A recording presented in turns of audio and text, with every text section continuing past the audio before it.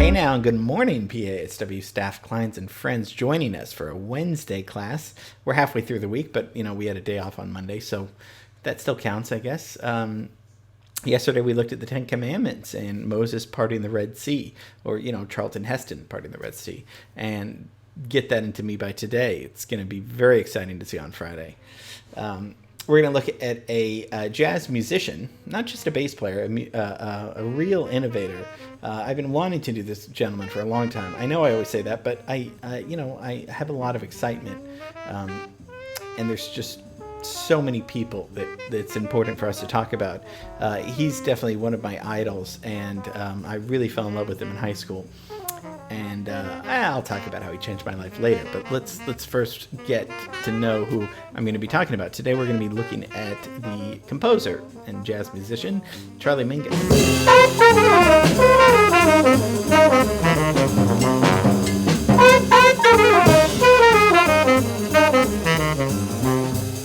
I think we brought up Mingus a few times, perhaps. I'm not sure. But he fits in very nicely to our jazz history that we've been looking at together. Born in 1922, dies in 1979. Only lives till about 56 years old. He died from ALS, and he was a huge force, and not only because he was obese, but completely angry, passionate. There would be nobody like Mingus, and we're going to look at his life and about and listen, most importantly, and listen to a lot of the wonderful music that's come out of this guy's mind. So let's get away from the Red Sea, away from Egypt, and let's go to let's go to Watts. What do you think? Yeah, Watts in LA, which is not far away from where we go to school. He's actually born in Arizona, Nogales, Arizona, but he grows up in Watts, goes to Jordan High School, and he's known for being a bass player, but he's so much more than that. And I think what I like about him so much is that he really was a great composer, and he used the bass as a vehicle to write wonderful music, not only for jazz ensembles, but for orchestras as well. His mom really only allows church-related music in the house, but Mingus listens to something on the radio by Duke Ellington, who we looked at. Duke's the king, right? He's the greatest. And when he heard Duke Ellington at around age 8 or 9, he decided, okay, music is going to be his thing. And he studied trombone, but then went into cello. And cello was his first main instrument. And if we look at, cello and bass have some similarities. They're both string instruments. He tries to get music lessons, but, because of those times and in that neighborhood, classical music education was not given to black students, it's in the neighborhood. I mean, as unfortunate as it is to say, that was the truth. So, but he persevered. He quickly joined youth orchestras, and he taught himself how to, and then he did take classical composition, but just, a black kid at Jordan High School, it was rough, I can't even say what was going on there, but he excelled, to say the least. He was in love with music, and he didn't care that his lack of education and his lack of being white would hinder this. So he practiced all day on the cello and on the bass.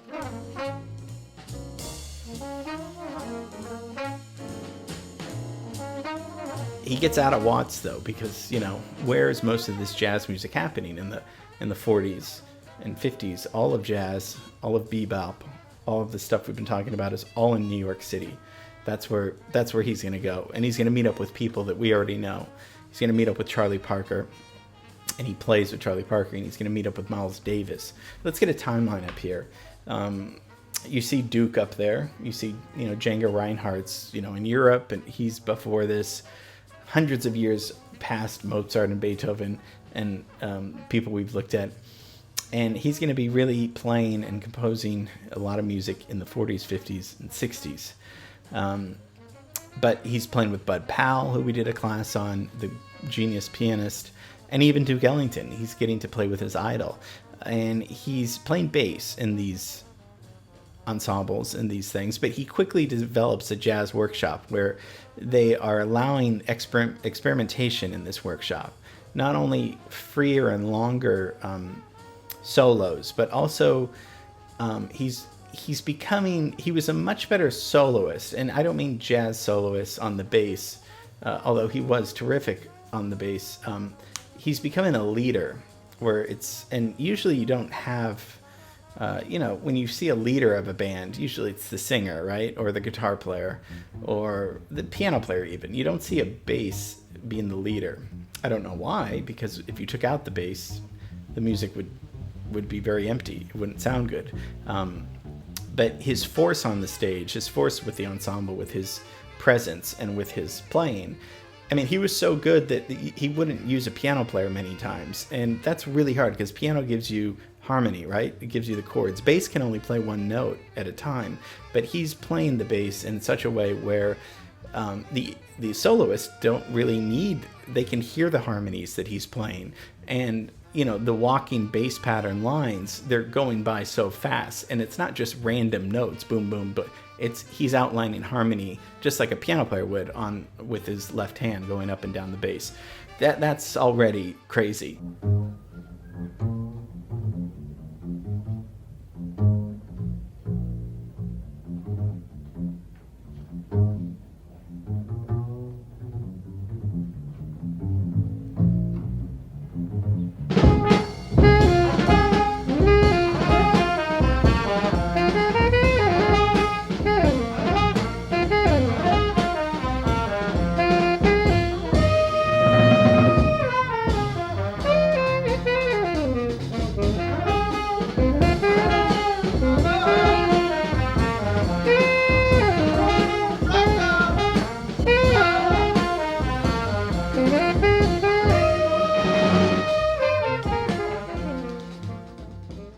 But he takes a real interest in classical music at a young age because he's starting to write music. In fact, one of my most favorite pieces was a piece that he wrote when he was 17 years old called Half-Mast Inhibition. They recorded it 22 years later. And I just think there's some wonderful music in here that's not jazz, that's not classical. He's a little bit part of third stream music, and we haven't talked about third stream. Third stream is in a nutshell, it's a combination of jazz and classical music. So jazz, classical, right? Third stream. Some of it was really innovative. Gunther Schuller is kind of the father of third stream, and he conducted a lot of Mingus's stuff. Some of it can sound, I feel like Mingus did a really good job of making it sound still melodic and still like great music, where it was hard to put a label on it. Instead of experimenting with, jazz and classical together, isn't that great? Yeah, but nobody wants to hear that, it's boring.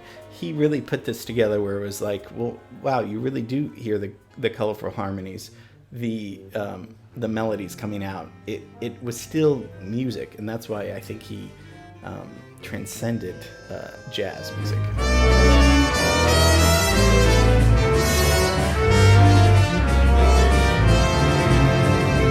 He was an amazing pianist too. I mean, he could have been a piano player just as well as a bass player.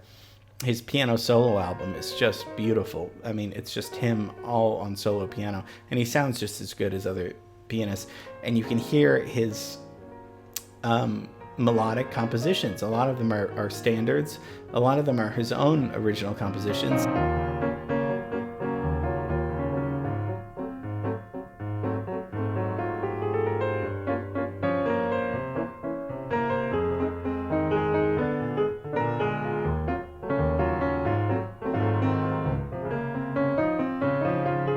I don't know how much he wrote down, but I know that they were his songs and that they were his arrangements. I don't know but I know, like Duke Ellington, he would write specifically for musicians and is involved, particularly his love for Eric Dolphy. And we talked about Eric Dolphy, I mean, maybe the first week of classes, but the genius saxophone, bass, clarinetist soloist.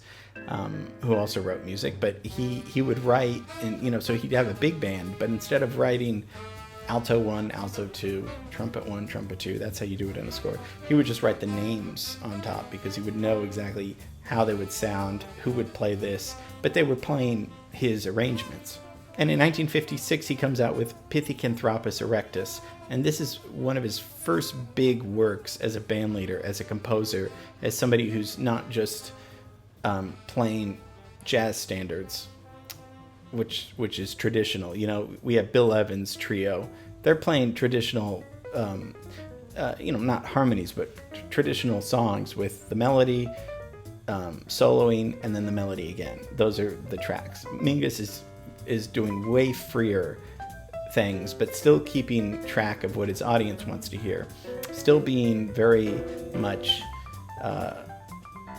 still recognizing that the music's still got to sound good, just like Duke Ellington, right? It's still got to swing.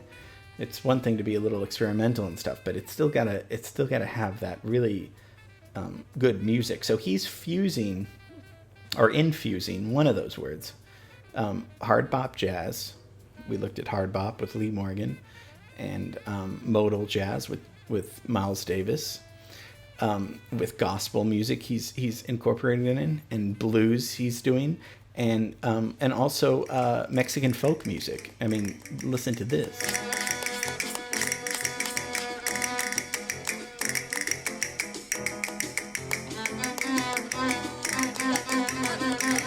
So it's hard to classify. I mean, he's a jazz musician, but he's using and he spent a lot of time in Mexico. I think in some brothels, but I mean, okay, if that inspired him, that's okay too. But there's no one. It's very hard to categorize his music. So this is he's kind of part of this third stream music going on, where it's just completely ahead of its time. He was a very they called him an angry person, because and then why wouldn't you be, though? I mean, if first of all, if you're a black musician, the racism in New York at that time, and the drug addiction, and the complacent police, perhaps, I mean, of course there's rage. So you hear him yelling on the recordings. He was very famous for just stopping the music at some of these clubs and getting upset at the audience for talking, and saying, you wouldn't do this at a classical concert, why are you doing this here? He was although, like, I do remember reading in his book that he would be playing, but when the time when his steak that he had ordered at the restaurant was ready, then it was delivered to him, and then he'd stop the music and eat his steak, because that's he loved food, and he struggled with obesity and he was reinventing himself a lot, not just with his waistline reinventing, but a little bit. He would come out with new albums all the time. I mean, he came out with about 100 albums and wrote probably 300 compositions. So prolific, and such an intellectual. Was always reading Dostoevsky, going to see French films. He was important to me because when I was in high school, I was so into jazz, but he was one of the first, when I read a book about him, he was the first guy in 10th grade where he wanted to make me become smarter and more of an intellectual. He was such an intellectual with his philosophizing, he was so well read. He was an iconoclastic performer and thinker, and I always loved that about him. Married 4 times, was very rich, but then blew a lot of his money. I mean, again, it's sometimes it's hard to blame, because the system, the oppression, all of these things were against him, and he was really fighting for his music to get a larger audience. Here's another good example of him using classical music. So he takes this Rachmaninoff piece, very famous Rachmaninoff piece that all the classical people know, and he starts the song. I mean, he starts the song with Rachmaninoff, and then listen quickly what it goes into.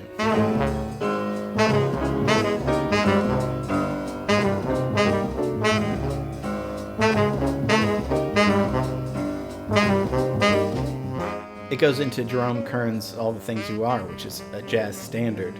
Just that example right there is him saying, I'm going through it doesn't matter. I'm not just a jazz bass player. I'm a composer, and I know about classical music too. And I'm going to take classical music and I'm going to put it in here. I mean, it was just, he was in a candy store of stealing, for lack of a better word, stealing all people's kinds of music, getting ideas, getting different sounds, always working. Just a massive talent. Charlie Mingus, I love that guy. And some of my favorite compositions and songs are because of this wonderful man. So that's Charlie Mingus. Now we know about him, and hope you enjoyed his genius. What a life. What a creative mind. Yeah, I'm still very much in love with him. So thanks for watching. Love you guys. And tomorrow it's going to be a lot of fun. So we'll just have to wait. Okay. See you tomorrow. Bye.